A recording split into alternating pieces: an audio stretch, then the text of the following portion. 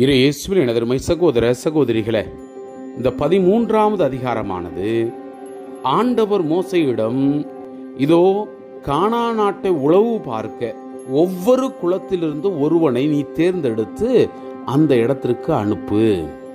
நீங்கள் இந்த கானான் நாட்டுக்கு போவதற்கு முன்பாக அந்த நாட்டினுடைய வலிமையையும் வலுமையையும் அல்லது செழுமையையும், அந்த நாட்டில் உள்ள நல்லதையும் கெட்டதையும், எப்படியாப்பட்ட மக்கள் வாழுகிறார்கள் என்ற அந்த தோற்றத்தையும் அறிந்து கொள்வதற்காக அவர்களை அனுப்பு என்று சொன்னார்.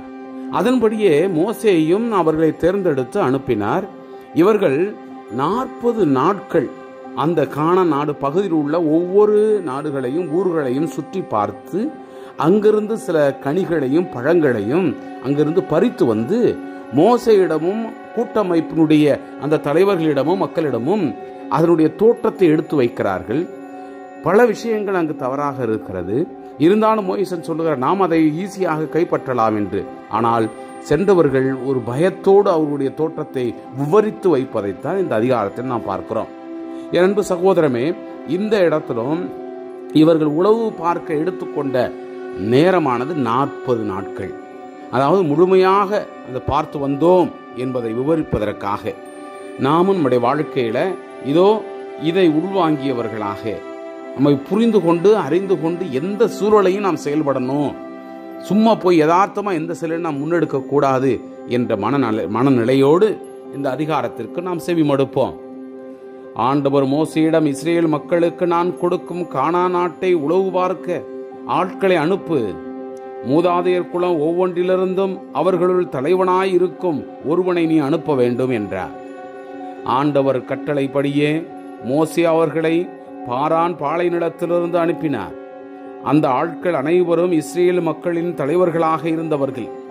அவர்களின் பெயர்களாவன: ரூபன் குலத்திலிருந்து சக்கூரின் மகன் சமுவா, சிமியோன் குலத்திலிருந்து ஓரின் மகன் சாபாற்று, யூதா குலத்திலிருந்து எபினேயினுடைய மகன் காலேபு, இசக்கார் குலத்திலிருந்து யோசேப்பின் மகன் இகால், எப்ராயிம் குலத்திலிருந்து நூனின் மகன் ஒசேயா, பென்யமின் குலத்திலிருந்து ராபு மகன் பல்தி, செபுலோன் குலத்திலிருந்து சோதியினுடைய மகன் காதியேல், யோசேப்பு குலத்தை சேர்ந்த மனாசே குலத்திலிருந்து சூசியினுடைய மகன் காத்தி, தான் குலத்திலிருந்து கெமேலியினுடைய மகன் அம்மியேல், ஆசேர் குலத்திலிருந்து மிக்கேலினுடைய மகன் சேதூர், நப்தலின் குலத்திலிருந்து ஒப்சியினுடைய மகன் நக்பி, காத்து குலத்திலிருந்து மாக்கியினுடைய மகன் கெயுவேல்.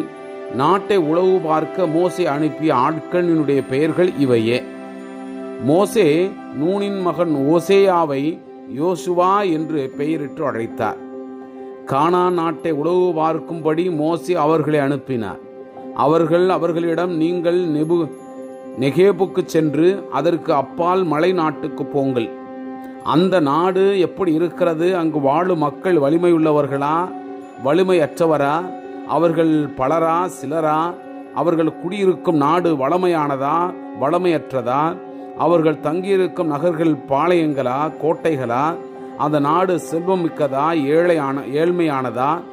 மரங்கள் அங்கு உண்டா, இல்லையா என்று பார்த்து வாருங்கள். துணிவுடன் இருங்கள். அந்த நாட்டினுடைய கனிகள் சிலவற்றை கொண்டு வாருங்கள் என்று கூறினார். அது திராட்சையினுடைய முதற்கனி பருவம். அவ்வாறே அவர்கள் போய் சீன் பாளையத்திலிருந்து ஆமாத்து நுழைவாயில் அருகில் இருந்த ரகோப்பு வரையிலும் நாட்டை உளவு பார்த்தார்கள். அவர்கள் நெகேப்பினுள் சென்று பின் எப்ரோனுக்கு வந்தார்கள். அங்கு ஆனாக்கினுடைய வழிமரபினரான அகிமான், சேசாய், தல்மாய் ஆகியோர் இருந்தனர். எகிப்தில் உள்ள சோவான் கட்டப்படுவதற்கு 7 ஆண்டுகளுக்கு முன்னரே எப்ரோன் கட்டப்பட்டிருந்தது. பின்னர் அவர்கள் எஸ்கோல் பள்ளத்தாக்குக்கு வந்தார்கள். அங்கிருந்து ஒரே குலையான இருந்த அந்த திராட்சை பழ கிளை ஒன்றை அறுத்தார்கள். அதை ஒரு கோலில் கட்டி 2 சுமந்து வந்தனர். அத்துடன் அவர்கள் மாதுள பழங்கள், அத்தி பழங்கள் சிலவற்றையும் கொண்டு வந்தார்கள். இஸ்ரேல் ஆட்கள் அங்கிருந்து வெட்டிய அந்த திராட்சை குலையை முன்னிட்டு அந்த இடம் எஸ்கோல் பள்ளத்தாக்கு என்று அழைக்கப்பட்டது. 40 நாட்கள் நாட்டை உளவு பார்த்த பின் அவர்கள் திரும்பி வந்தார்கள். அவர்கள் பாரான் பாலை நிலத்தில் காதேசில் இருந்த அந்த மோசேயிடமும் ஆரோனிடமும் இஸ்ரேல் மக்கள் கூட்டமைப்பில் உள்ள அனைவரிடமும் வந்தார்கள். அவர்களுக்கும் முழு மக்கள் கூட்டமைப்புக்கும் அவர்கள் செய்தி கொண்டு வந்தார்கள். நாட்டின் கனியையும் அவர்களுக்கு காட்டினார்கள்.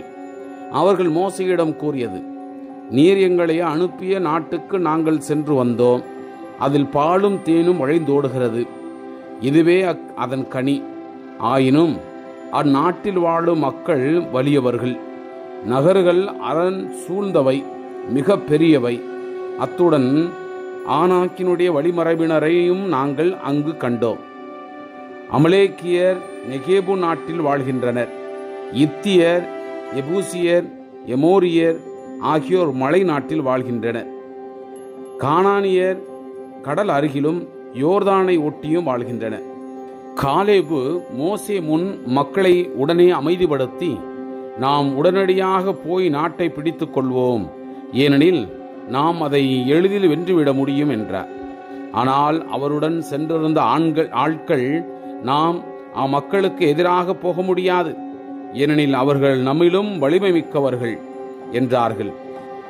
இவ்வாறு அவர்கள் உளவு பார்த்து வந்த நாட்டை பற்றி தவறான தகவலை இஸ்ரேல் மக்களுக்கு கொண்டு வந்தார்கள். அவர்கள் கூறியது, உளவு பார்க்கும்படி நாங்கள் சென்றிருந்த நாடு தன் குடிமக்களையே விழுங்குவதாயிருக்கிறது. அதில் நாங்கள் கண்ட மனிதர் அனைவரும் மிகவும் நெடிய உருவத்தினர். அத்துடன் நெப்பிலிமிலிருந்து வருகின்ற ஆலாக்கினுடைய புதல்வராகிய அரக்கரையும் கண்டோம். எங்கள் பார்வையில் நாங்கள் வெட்டுக்கிளிகள் போன்றிருந்தோம். அவர்களுக்கும் நாங்கள் அவ்வாறே காணப்பட்டோம் என்றனர். Praise the Lord. இயேசுவுக்கே புகழ். மரியே வாழ்க.